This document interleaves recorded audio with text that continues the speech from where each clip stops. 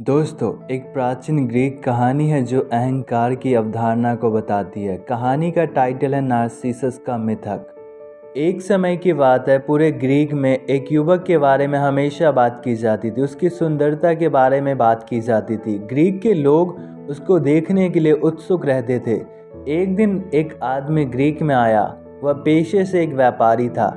जब लोगों को उसने उस लड़के के बारे में बात करते सुना तो उस व्यापारी के मन में भी इच्छा और उत्सुकता आ गई उस लड़के को देखने के लिए। फिर वह व्यापारी एक लेजेंड के पास गया और उस लेजेंड ने उस व्यापारी को नार्सिसस की कहानी सुनाई। ग्रीक के लेजेंड के अनुसार नार्सिसस एक सुंदर युवक था जो अपनी सुंदरता के लिए पूरे ग्रीक में प्रसिद्ध था। वह एक दिन जंगल में घूम रहा था। उसने पानी के कुंड में अपना प्रतिबिंब देखा और अपनी सुंदरता पर मुग्ध हो गया। वह अपने प्रतिबिंब से इतना मुग्ध हो गया कि वह अपने आप को उस स्थान को छोड़ने के लिए हटा नहीं सका और अंततः अपनी छवि से भस्म हो गया। नार्सिसस को लगने लगा कि उससे अधिक सुंदर युवक इस दुनिया में और कोई नहीं है और उसकी यही सोच उसे अहंकार के मार्ग पर ले गया। दोस्तों, नार्सिसस की कहानी अत्यधिक सेल्फ लव और ईगो के खतरों के बारे में एक सतर्क कहानी के रूप में कार्य करती है, जिसे अहंकार भी कहा जाता है।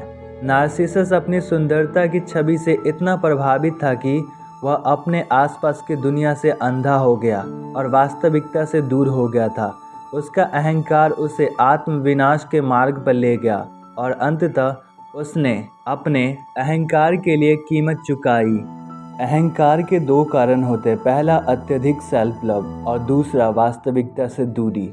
जब हम खुद से ज़रूरत से ज़्यादा सेल्फ लव करते हैं तो हमारे मन में एक ऐसी नकारात्मक भावना आती है जो हमें सोचने में मजबूर करती है कि हमसे अधिक ज्ञानी, सुंदर, चालाक और अच्छा व्यक्ति कोई दूसरा है ही नहीं, और यही सोच हमें अहंकार के जाल में फंसाती है।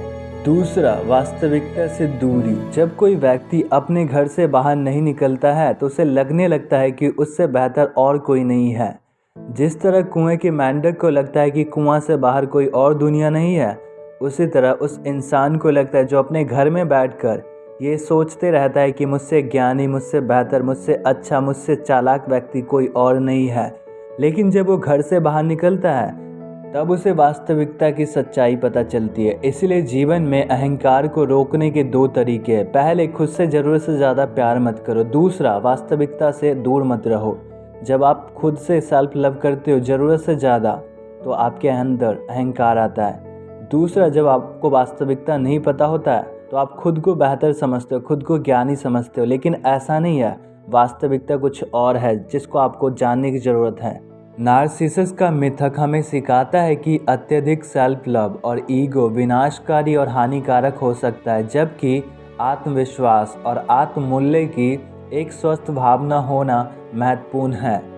दोस्तों, हमें अपने अहंकार के प्रति सचेत रहना चाहिए, अपनी छवि से भटकने से बचना चाहिए। इसके बजाय हमें विनम्रता के लिए प्रयास करना चाहिए, दूसरों के साथ सार्थक संबंधों को विकसित करने पर ध्यान केंद्रित करना चाहिए, ना कि केवल अपने स्वयं के रूप और अपनी उपलब्धियों पर ध्यान केंद्रित करना चाहिए।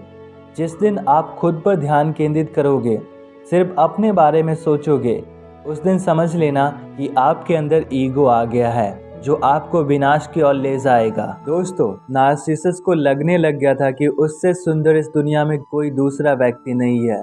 जब हमारे अंदर अहंकार उत्पन्न होता है तो हमें लगने लगता है कि हमसे अच्छा, हमसे सुंदर कोई और नहीं है। यही पहचान है अहंकार का। जब आपके अंदर ऐसी भावना आए कि आपसे बेहतर, आपसे अच्छा कोई नहीं है, तो समझ जाना कि आपके अंदर ईगो स्थान ले रहा है। लेकिन आपको अपने ईगो के बस में नहीं आना है, बल्कि ईगो को अपने मन से निकालना है।